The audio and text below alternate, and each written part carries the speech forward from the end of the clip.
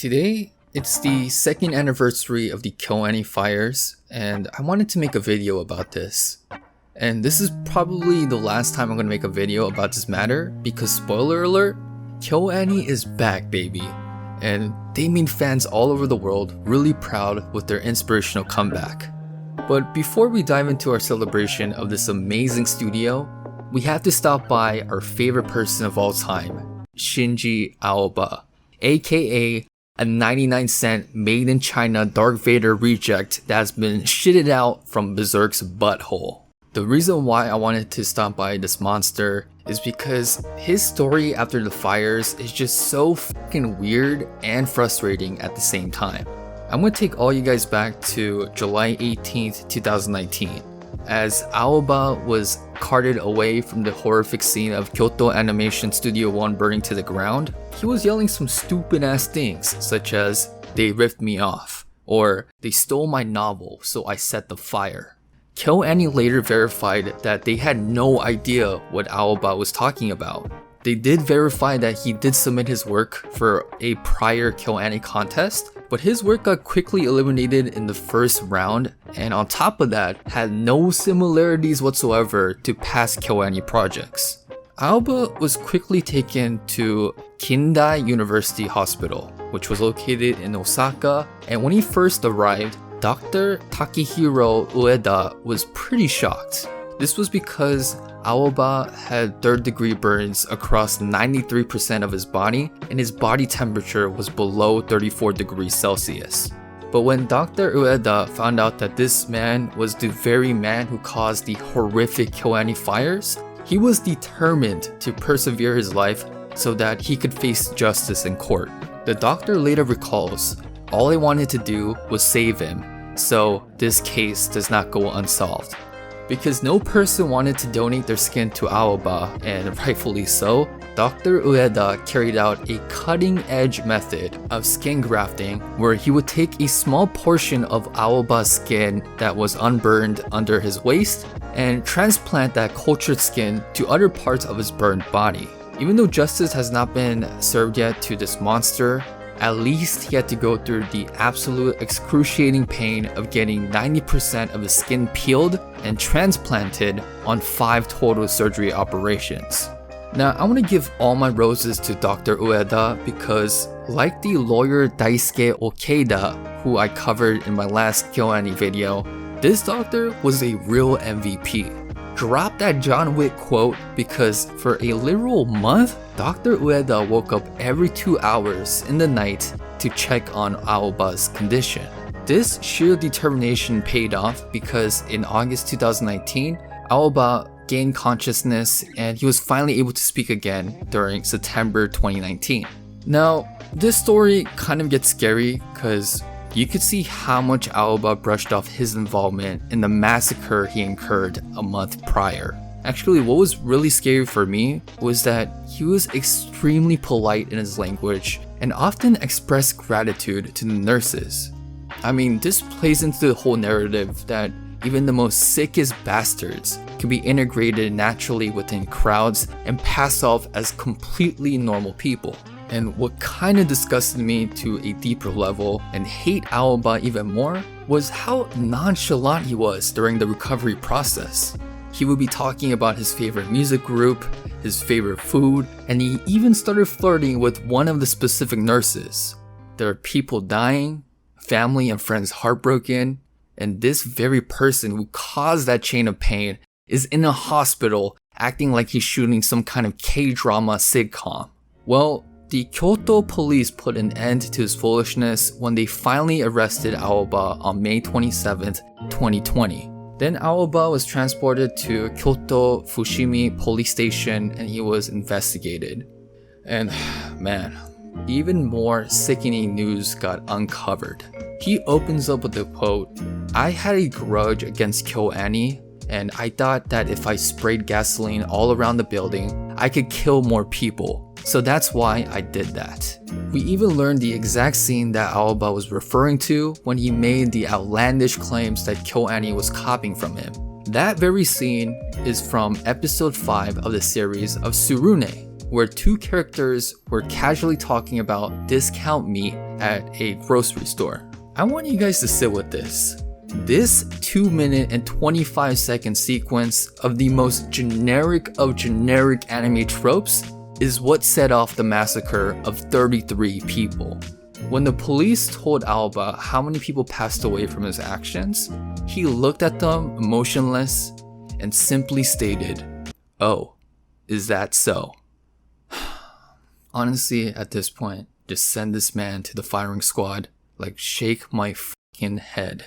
This monster was finally indicted on December 16th, 2020, and will soon most likely receive his verdict of the death penalty. To all of this, KyoAni published one statement, and the part that really got to me was this section. "Our friends whose lives were taken away will not come back. Bereaved family and friends now have to face a permanently changed reality, as must we at KyoAni." Let's now dive into the whole point of this video, which is celebrating Kyoto Animation. Firstly, the bounce back was real. The first indication of this was the last Violet Evergarden movie. Even with the constant delays due to COVID, this movie brought in over $20 million. Not only did the Violet movie do solid numbers, after 1 year since the fires, the studio also started to hire a lot more people. They had a bunch of openings for 2D animation roles, 3D CG positions, managers, and system engineers. Now, in this period of rebuild, we don't know much about KyoAni because they like to keep everything low-key, especially since the media published the names of all the victims that passed away from the fires. Without the studio's permission, KyoAni had a deep distrust with media. Animation researcher Nobuyuki Sugata said it best. Kyoto Animation has a strong belief that the finished product is everything and doesn't feel the need to talk about details. So really, we didn't hear much from our beloved studio until 2021 when Kyoto Animation dropped Miss Kobayashi's Dragon Maid Season 2. Man, I could say so much about this series, but this series in most ways signifies a new beginning of KyoAni. It's pretty much a transference between the animators that passed away to the new generation of animators and storytellers that stepped into their late senpai's shoes. It pretty much is a rallying cry for the tagline the studio is now embracing: inspiration for the future. This series was originally aimed to drop on November 2019, but due to the tragedy that incurred and the loss of valuable lives like series directors Yoshihiro Takemoto and art director Mikiko Watanabe, the project came to a complete halt. KyoAni had all the reason to scrap the project altogether, but the staff rallied together to finish the series, especially so the work of their lost friends were not wasted. You had individuals like director Tatsuya Ishihara, who took the late director's Takemoto storyboards and ran with his friend's vision. You can also thank the art director Shoko Ochiai for putting together those gorgeous backgrounds and pulling inspiration from the artboards of the late art director Watanabe. With the combination of all of these talented individuals, the quality and tone was completely consistent between season 2 and 1 of Dragon Maid. As I mentioned before from researcher Sugata, KyoAni showed us the final product and it showed us everything. You know, fun fact, Takemoto was posthumously credited as the series director of season 2. And to many individuals, they may think that this was a simple gesture, but to me, it all made sense. Because watching all the episodes that came out so far, I felt like that was the very essence and vision Takemoto was striving for. Now, even though KyoAni really impressed us with their superb job with Kobayashi Season 2, what really tugged at my heartstrings was the 2 commercials that was dropped for the light novel series 20th Century Electric Catalog. KyoAni prides themselves in these amazing training courses for new animators, but I feel the true bread and butter comes from them giving full-on projects to new talent. Codenamed Project Vision, these two 30-second CMs pushed forward KyoAni's new tagline, Inspiration for the Future. If you haven't seen it yet, just leave this video right now and go see it. I'll add links to both commercials down below.